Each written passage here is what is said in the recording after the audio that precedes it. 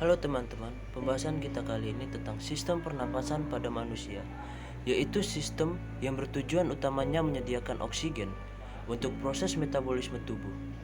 Nah, untuk memahami sistem pernapasan secara utuh, kita harus mengenal bagian-bagian fungsi dari penyusunan sistem pernapasan. Kita mulai dari yang pertama, yaitu hidung. Nah, udara pertama kali masuk ke saluran pernapasan melalui lubang hidung dengan mekanisme inspirasi. Di rongga hidung, udara kemudian disaring oleh rambut-rambut hidung dari partikel-partikel debu yang menyertai udara yang masuk. Nah, selain itu, udara juga akan dihangatkan dan akan dilembabkan agar sesuai dengan suhu tubuh dari rongga hidung. Udara selanjutnya mengarah ke faring. Ya, itu persilangan tempat jalur udara dan makanan bertemu. Pada faring ini adalah tempat dilalui udara pernapasan dan makanan yang berasal dari mulut. Setelah melalui faring, udara akan memasuki laring. Di belakang lidah dan di depan laring terdapat epiglotis yang berfungsi mengatur masuknya udara dan makanan ke salurannya masing-masing. Ketika makanan ditelan, laring bergerak ke atas dan mendorong epiglotis sehingga menutupi glotis. Glotis ini adalah bukaan trakea atau tenggorokan.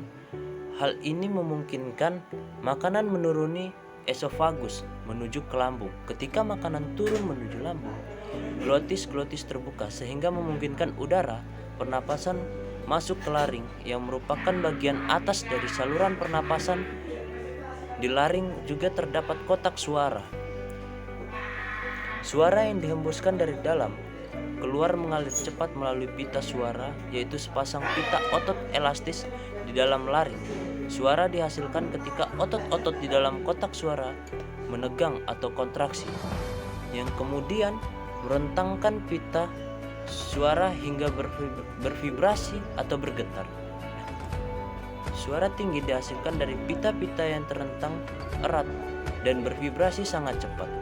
Sedangkan suara rendah berasal dari pita suara yang tidak begitu tegang dan bervibrasi secara lambat. Dari laring udara masuk dalam trakea. Di dinding trakea ini terdapat kartilago atau tulang rawan yang memperkokoh trakea, sehingga saluran ini akan tetap terbuka. Selain itu terdapat epitelium yang melapisi trakea hingga bronkus. Epitelium ini ditutup oleh silia pada permukaan dan selapis mukus atau cairan lendir yang tipis. Nah, mukus ini berfungsi untuk memerangkap debu, polen, dan kontaminan kecil lain yang lolos dari rongga hidung. Silia ini berdenyut dan bergerak seperti ombak, menggerakkan mukus ke atas menuju faring. Tempat mukus tersebut akan ditelan atau dibuang dengan sengaja keluar melalui mulut. Proses ini dinamakan ekskalator mukus, yaitu proses yang memainkan peran penting dalam membersihkan sistem pernapasan dari trakea.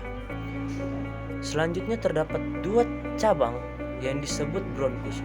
Bronkus ini masing-masing mengarah ke salah satu dari paru-paru menjadi saluran-saluran kecil yang disebut bronkeolus. Udara kemudian memasuki alveoli. Kumpulan dari alveoli disebut alveolus yang merupakan kantung udara di ujung bronkeolus.